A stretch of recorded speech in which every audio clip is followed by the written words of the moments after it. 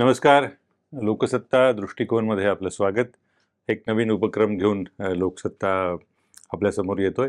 याच्यामध्ये दर आठवड्याला एखाद्या त्या आठवड्याच्या महत्त्वाच्या मुद्द्याविषयी आपण काही चर्चा, माहिती यावरती बोलणार आहोत. आणि दृष्टिकोन हे नाव याला का? त्याचं साधं उत्तर असं आहे की माहिती महत्त्वाची नसते, माहिती सगळीकडे असते. माहितीकडे तुम्ही कुठल्या नजरेतनं बघता, माहितीला कुठल्या दृष्टिकोनातनं तुम्ही पाहता, याच्यावरती तुमचं मत त्या घटनेविषयी किंवा एकंदर जे काही आसपास घडतंय त्याविषयी बनत असतं. म्हणून लोकसत्ता दृष्टिकोन. आता उदाहरणार्थ आत्ता आपण जर महाराष्ट्राविषयी बोलायचं झालं तर अ, गिरीश महाजन आणि दादा भुसे, किंवा गेल्या सरकारमध्ये चंद्रकांत दादा पाटील आणि अजितदादा पवार, किंवा आत्ता अजितदादा पवार किंवा धनंजय मुंडे किंवा आणखी भाजपचे कोणी नेते, किंवा म्हणजे एकदम जुना दाखला द्यायचा झाला तर माजी राष्ट्रपती प्रतिभा पाटील जेव्हा त्या मंत्री होत्या महाराष्ट्रामध्ये तेव्हा त्या, आणि मधुकरराव चौधरी. ही सगळी नावं आपल्याला माहिती असतात, त्यांची कारकीर्द माहिती असते. पण या सगळ्यांमध्ये समान धागा कुठला आहे असं विचारलं तर एक अतिशय गमतीचं उत्तर आपल्यासमोर येईल. तो म्हणजे हे सगळी ही राजकीय व्यक्तिमत्व आहेत, ही कुठल्या ना कुठल्या टप्प्यावरती कुठल्या ना कुठल्या जिल्ह्याच्या पालकमंत्री पदाच्या संदर्भातल्या वादात किंवा मतभेदामध्ये त्यांची नावं चर्चेला होती. आत्ता या क्षणाला महाराष्ट्रातला सगळ्यात मोठा पेच, राजकीय पेच जर शब्द वापरायचा झाला तर कुठला असेल, तर तो हा पालकमंत्री पदाचा असेल. 23 नोव्हेंबरला आपल्या निवडणुका झाल्या, 20 नोव्हेंबरला निवडणुका झाल्या, 23 नोव्हेंबरला मतमोजणी झाली.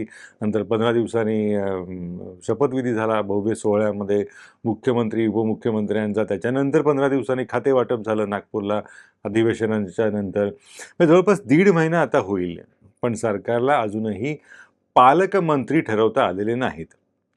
तर पालकमंत्री हे काय प्रकरण आहे हे आपण लक्षात घ्यायला हवं. कारण पालकमंत्री हे काय प्रकरण आहे हे जेव्हा तुम्हाला कळेल तेव्हा त्याविषयीचा तुमचा दृष्टिकोन तयार होईल. तो एक वेगळा त्या सगळ्याकडे तुम्ही वेगळ्या नजरेने बघू शकाल.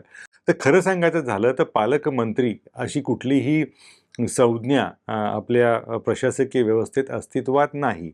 मग त्याला घटनेने काही अर्थ दिलेला आहे का? काही मंत्रिमंडळात त्याला काही वेगळा उल्लेख किंवा अधिकार आहेत का? अजिबात नाही. म्हणजे ज्या पद्धतीनं उपमुख्यमंत्री पद हे घटनेनुसार अस्तित्वात नाही, त्याच पद्धतीनं पालकमंत्री अशी काहीही संज्ञा अधिकृतपणे नोंदली गेलेली नाही. मग पालकमंत्री पदाचा मुद्दा आला कुठे? हा जन्म झाला कुठे? तर त्यासाठी थोडासा राजकीय इतिहास बघावा लागेल. राजकारणी हे जेव्हा सत्ताधारी होतात तेव्हा सत्ताधाऱ्यांमधल्या अनेकांना वेगवेगळ्या ईर्ष्या असतात, वेगवेगळ्या प्रेरणा असतात. आपल्याला इतरांपेक्षा जास्त अधिकार असायला हवेत असं वाटत असतं. हे सनातन आहे, नैसर्गिक आहे. याच्यामध्ये काही फार मोठे गैर आहे असं आपल्याला म्हणता येणार नाही. तर 1972च्या आसपासची ही गोष्ट असावी. वसंतराव नाईकांचं सरकार महाराष्ट्रामध्ये होतं. त्यांनी पहिल्यांदा प्रभारी जिल्ह्यासाठी नेमले. म्हणजे त्यांच्या मंत्रिमंडळामध्ये मधुकरराव चौधरी, प्रतिभा पाटील अशी ही मग शंकरराव चव्हाण खूप ज्येष्ठ माणसं त्यांच्या मंत्रिमंडळामध्ये होती. तर त्यावेळेला जिल्ह्याच्या नियोजनासाठी, जिल्ह्याच्या एकंदर अर्थविषयक काही घडामोडींसाठी, धोरणांसाठी, उद्योगविषयक धोरणांसाठी मंत्रिमंडळातल्या एकाकडे एकेका जिल्ह्याची जबाबदारी द्यावी, याच्यातनं प्रभारी मंत्रिपद ही संज्ञा जन्माला आली. आता अशा काही प्रथा जन्माला आल्या की आपल्याकडे त्या कायम राहतात. त्याच्यातनंच ही प्रथा कायम राहिली, जिचं पुढे नाव पालकमंत्री असं झालं. आता खरं म्हणजे मंत्री हे अख्ख्या राज्याचेच पालक असतात. मुख्यमंत्री तर हे अख्ख्या राज्याच्या पालकांचे पालक असतात. असं असताना परत जिल्ह्यासाठी पालकमंत्री अशी काही करायची गरज नव्हती. पण राजकीय ईर्ष्या शमवण्यासाठी म्हणून ही सुरुवातीला केली गेली. त्याची एक वाईट प्रथा पडली, आणि वाईट प्रथा दूर करणं किती अवघड असतो हे आपण नव्याने सांगायची आपल्याला गरज नाही. तर हे पालकमंत्रीपद अस्तित्वात आलं. आणि त्यावेळेला वसंतराव नाईकांच्या असं लक्षात आलं की एकाच जिल्ह्यासाठी दोघे इच्छुक आहेत. आता समजा ठाणे जिल्हा घेतला उदाहरणार्थ, तर गणेश नाईकांसारखा तगडा नेता आहे, एकनाथ शिंदेही तिथे आहेत, आणखी कोणी असू शकतात. त्यामुळे ठाणे जिल्ह्याच्या पालकमंत्रीपदाचा नक्की यांच्यातला कोण हा एक स्पर्धेचा भाग असू शकतो. तसं त्यावेळेला झालं. जळगाव जिल्ह्यामध्ये मधुकरराव चौधरी, पुढे त्यांनी अनेक शिक्षण संस्था वगैरे काढल्या, आणि प्रतिभा पाटील त्यानंतर राष्ट्रपतीपदापर्यंत गेल्या. तर त्यांच्यात मग कोणाला पालकमंत्रीपद द्यावं असा एक मुद्दा झालेला चर्चेला आला. दोघंही इच्छुक होते. त्यावेळेला वसंतराव नाईकांनी एक निर्णय घेतला आणि तो बराच काळ नंतर पाळला गेला. तो निर्णय असा की कोणत्याही जिल्ह्याचं पालकमंत्रीपद त्या जिल्ह्यातनं न येणाऱ्या राजकारण्याला द्यायचं. म्हणजे जो कोणी मंत्रिमंडळातला मंत्री, आता जो कोणी ठाणे जिल्ह्यातला नसेल त्यालाच ठाणे जिल्ह्याचं पालकमंत्रीपद द्यायचं. आता ही चांगली प्रथा होती, कारण बाहेरच्या जिल्ह्यातनं जेव्हा तुम्ही नव्या जिल्ह्यात जाता तेव्हा तुम्ही त्याकडे नव्याने बघू शकता. आपप्रभाव जरा कमी होऊ शकतो. या उलट त्या जिल्ह्यातलीच व्यक्ती जर पालकमंत्री नेमली गेली तर त्याचे काहीतरी व्यक्तिगत हितसंबंध असू शकतात. त्या जिल्ह्यातलाच त्याचा मतदारसंघ असल्यामुळे त्या मतदारसंघावर त्याची जास्त कृपादृष्टी होऊ शकते. असे अनेक मुद्दे आहेत. त्यामुळे शक्यतो जिल्ह्याबाहेरची व्यक्ती त्या जिल्ह्यामध्ये किंवा प्रत्येक जिल्ह्यामध्ये पालकमंत्री म्हणून नेमायची, अशी मग ती एक परंपरा सुरू झाली. नंतरच्या कालखंडामध्ये हे दुसऱ्या जिल्ह्यातनं नेमणं बाजूला पडलं आणि मग झालं असं की त्या जिल्ह्यातल्याच व्यक्तीकडे त्या जिल्ह्याचं पालकमंत्रीपद द्यायची एक नवीनच प्रथा सुरू झाली. सध्या आपण जो वाद बघतोय तो यामुळे आहे. तर मग अर्थातच तो वाद काय आहे याकडे जाण्याआधी एक प्रश्न आपल्या सगळ्यांना पडलेला असेल की पालकमंत्रीपद हे इतकं महत्त्वाचं का? त्याचं साधं उत्तर आहे, मी मगाशी जसं म्हणालो घटनेमध्ये त्याला काही वेगळा अधिकार वगैरे नसतो. एकच एक अधिकार, एकच एक अधिकृत काम त्याच्या नावावर नोंदलेलं असतं. ते म्हणजे स्वातंत्र्य दिन आणि प्रजासत्ताक दिनी झेंडावंदनाचा त्या जिल्ह्यातल्या शासकीय कार्यालयातला अधिकार त्याच्याकडे असतो, तो मान त्याचा असतो. पण त्याच्याशिवाय त्या जिल्ह्याच्या नियोजन समित्या असतात. त्या नियोजन समित्यांचं अध्यक्षपद हे पालकमंत्र्याकडे असतं. पालकमंत्री त्या नियोजन समितीचा पदसिद्ध अध्यक्ष असतो आणि ज्या नियोजन समितीमध्ये 300-400 कोटी रुपयांचा निर्णय घ्यायचा असतो, त्यावेळेला तो पदसिद्ध अध्यक्ष हे पद हे फार म्हणजे फार महत्त्वाचं ठरतं. अर्थसंकल्प जेव्हा राज्याचा सादर केला जातो तेव्हा प्रत्येक जिल्ह्याला त्याच्या गरजेनुसार काही आर्थिक तरतूद केली जाते. त्या तरतुदींचं नियंत्रण हे जिल्हा नियोजन समितीमार्फत केलं जावं अशी अपेक्षा असते. खरं म्हणजे ही घटनात्मक तरतूद आहे. पण अनेक जिल्ह्यात नियोजन समिती अस्तित्वात नाही, महाराष्ट्रात नाही, अन्यत्र. पण तरी पालकमंत्रीपद अनेक जे राज्यांमध्ये अस्तित्वात आहे. म्हणजे राजकीय सोयीनुसार कसा निर्णय घेतला जातो याचं हे एक उदाहरण आहे. तर ह्या जिल्हा नियोजन समितीला अध्यक्ष या नात्याने पालकमंत्री बसतो आणि मग त्या निधीचं नियोजन केलं जातं.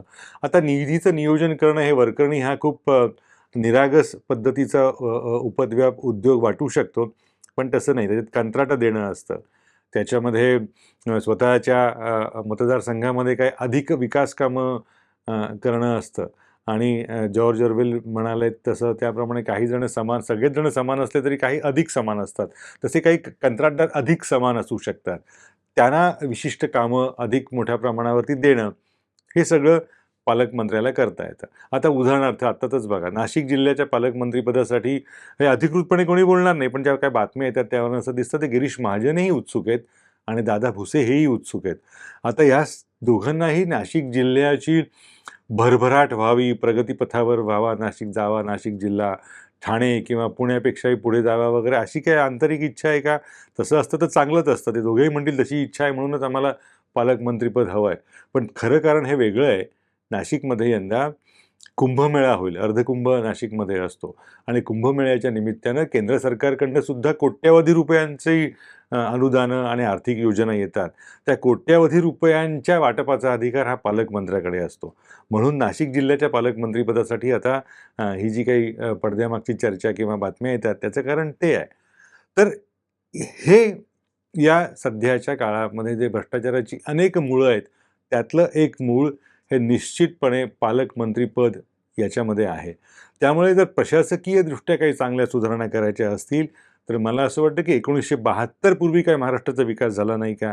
रोजगार हमी योजनेसारखी महाराष्ट्राची चांगली योजना देशाला दिली, जिचं आता मनरेगा म्हणून केंद्रीय पातळीवरती कौतुक केलं जातं. ती काही पालकमंत्र्यांनी दिलेली नव्हती. याचा अर्थ असा आहे की पालकमंत्रीपद नसलं तर काही विकास होत नाही असं अजिबात नाही. विकासासाठी विकासाभिमुख राजकारणी आणि प्रशासन असावं लागतं. या पालकमंत्री पदामुळे मात्र एक असमतोल तयार होतो आणि सगळी साठमारी हा शब्द खूप महत्त्वाचा या पालकमंत्री पदासाठी होते. आत्तासुद्धा बीड जिल्ह्यामध्ये त्या सरपंचाची हत्या आणि हे सगळं प्रकरण उघडकीस आलेलं आहे. त्या सरपंचाला न्याय मिळतो का? त्याच्या कुटुंबियांना न्याय मिळतो का? गुन्हेगारांना शिक्षा होते का? ही चर्चा नाही.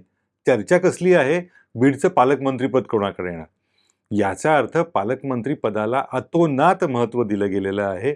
300-400 कोटी रुपयांचा हा पालकमंत्री धनी असतो. दर वर्षाला एवढा निधी त्याच्या हातामध्ये येत असतो. म्हणून चांगल्या प्रशासनासाठी मला असं वाटतं की पालकमंत्री पद ही प्रथाच बरखास्त करायला हवी. याचं कारण असं आहे की याच्यातनी काही साध्य होत नाही ना. हे पालकमंत्री नसले म्हणजे काही विकास नाही असं अजिबातच झालेलं नाहीये. आणि त्यातही जर चांगला दाखला द्यायचा झाला तर तामिळनाडूसारखं राज्य असेल, केरळसारखं राज्य असेल, जी खरोखर विकासासाठी ओळखली जातात. ज्या राज्यांमध्ये समतोल विकास आणि सर्वदूर विकास झालेला आहे. त्याच्यामध्ये ती दक्षिणेतली काही चांगली राज्य आहेत. कर्नाटक त्याच्यामध्ये आहे. या राज्यांमध्ये पालकमंत्रीपद नाहीये ना. पालकमंत्रीपद कुठल्या राज्यात आहेत? बिहार, उत्तर प्रदेश, मध्य प्रदेश, जिथे त्या जिल्ह्यांमधले बाहुबली नेते हे सत्तेवरती अंकुश ठेवून असतात. अशा राज्यांमध्ये पालकमंत्रीपदाची प्रथा महाराष्ट्रानंतर रूढ झाली. तर चांगल्या विकासासाठी ही पालकमंत्रीपदाची ही जी काही अडसर आहे पालकमंत्री, हा मला असं वाटतं की दूर करायला हवा. याचं कारण या निमित्तानं जर काही विकासाचं काम होणार असेल, तर त्या विकासाच्या नियंत्रणाचे अधिकार कुठल्या एका नेत्याकडे असायला नकोत. आणि पालकमंत्रीपद समजा ठेवायचंच असेल, महाराष्ट्राचे पालकमंत्री अजून जाहीर व्हायचे आहेत. देवेंद्र फडणवीसांना 1.5 महिना झाला तरी त्यासाठी अजूनही एकमत निर्माण करायचं आहे. तर जर समजा तसं करायचंच असेल, तर पूर्वी जी प्रथा होती, की जिल्ह्याबाहेरच्या नेत्याकडे जिल्ह्याचं पालकमंत्रीपद द्यायचं, असं काहीतरी करावं लागेल. तसं केलं नाही तर पालकमंत्री हे सध्याच्या घडीला महाराष्ट्रामध्ये जिल्ह्यांच्या विकासाचे मारक मंत्री झालेले आहेत. असं ठामपणे आपल्याला म्हणता येऊ शकतं. त्यामुळे पालक की मारक याच्यामध्ये जर निवड करायची झाली, तर अर्थातच आपल्याला विकासासाठी पालक असाच पर्याय निवडावा लागेल आणि तो विकास हा जर त्याचं पालनपोषण करायचं असेल, तर पालकमंत्रीपद याला रजा द्यायला हवी.